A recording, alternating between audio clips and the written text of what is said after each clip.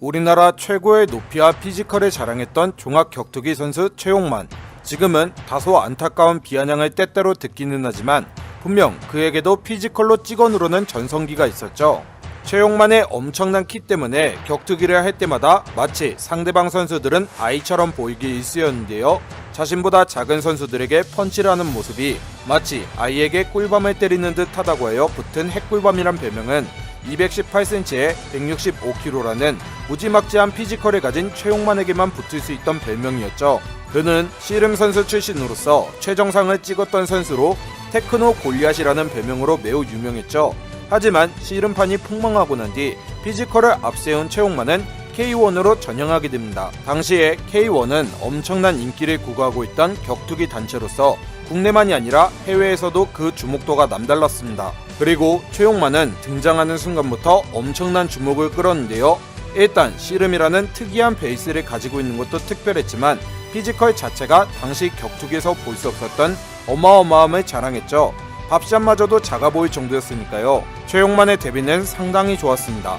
2005년 3월 서울 토너먼트 대회로 출전한 최용만.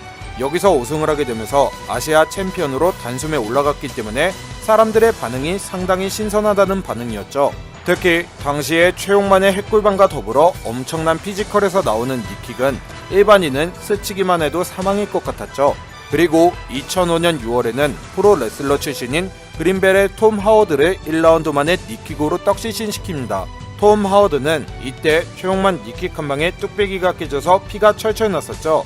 이때 한국에서는 최용만을 보면서 난리가 났었습니다. VVIP 해외 픽스터 유료픽을 카톡 오픈 채팅방에서 무료로. 그리고 바로 7월에는 그 유명한 아케보노와 2차전을 치르는데 아케보노도 떡시신되죠. 이때 정말 유명했던 것이 관중석에서 멍 때리고 구경하던 타이슨에게 최용만이 올라오라고 한 것이 진짜 유명했죠. 당시에 타이슨의 인기가 어마어마했었는데요. 1톤 펀치로 유명한 타이슨에게 도발하는 한국인이 있을 수 있다는 사실에 모두 엄청난 흥분을 하기도 했었습니다. 사실 아쉬운 것이 당시가 최용만의 전성기였던 만큼 이벤트 매치 성격으로라도 타이슨과 붙었다면 진짜 어마어마한 관중 기록과 역사적인 순간이 탄생했을 수 있을 텐데 아쉬웠죠.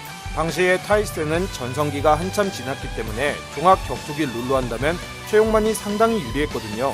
다만 아쉬웠던 것은 11월 대회에서 당시에 날아다니던 레미 본야스키에 패배한 것.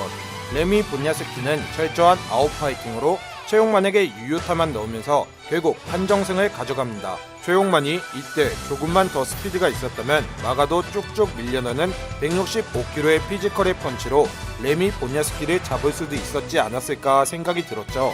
최용만은 이듬해인 06년도에는 세미슈트와 전설적인 경기를 가지기도 합니다. 당시 세미슈트는 가히 격투기의 전설적인 인물.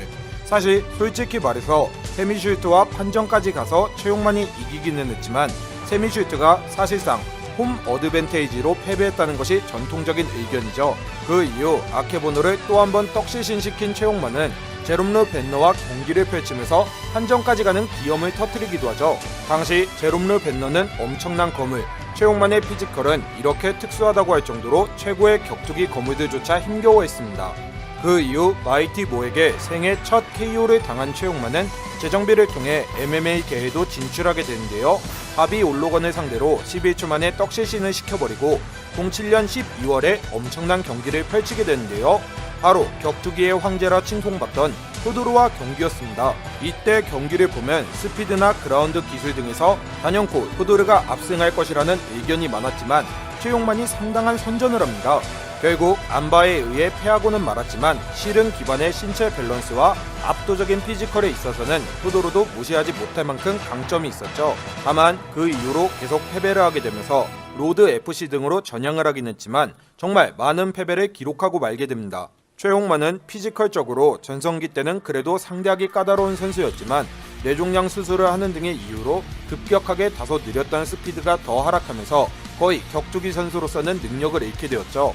전성기 때도 너무 거구이다 보니 스텝이나 핸드 스피드가 느려서 단점이 많았기 때문에 정상급 선수들에게 잘 공격은 통하지 않았지만 워낙 파워가 세서 가드를 해도 쭉쭉 밀리고는 했었죠. 사실 최용만의 장점을 살리고자 한다면 UFC 초기에 무규칙 무체급과 비슷한 경기가 좋을 것 같은데요.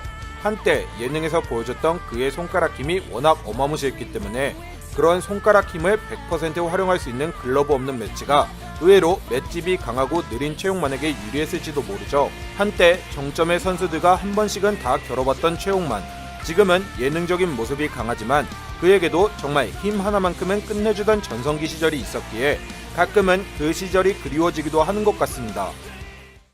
스포츠 분석 파워볼, 카지노 분석계의 탑클래스만 모였다. 5년째 스포츠, 파워볼, 카지노 분야에서 국내 업계 랭킹 1위 석권. 최고의 전문가들이 고급 자료와 데이터 분석 기술을 바탕으로 한 최고의 분석픽을 가족방에서 무료로 제공해드립니다. 적중률에 100%는 없습니다. 하지만 수익률에는 100%가 있습니다. 도박이 아닌 재테크입니다. 저희 가족방에 참여하고 싶으신 분들은 영상 하단의 고정 댓글, 오픈 채팅 링크를 클릭해주세요. 모바일과 PC 모두 동일하며 영상 하단 고정 댓글에 오픈 채팅 링크를 적어놨습니다.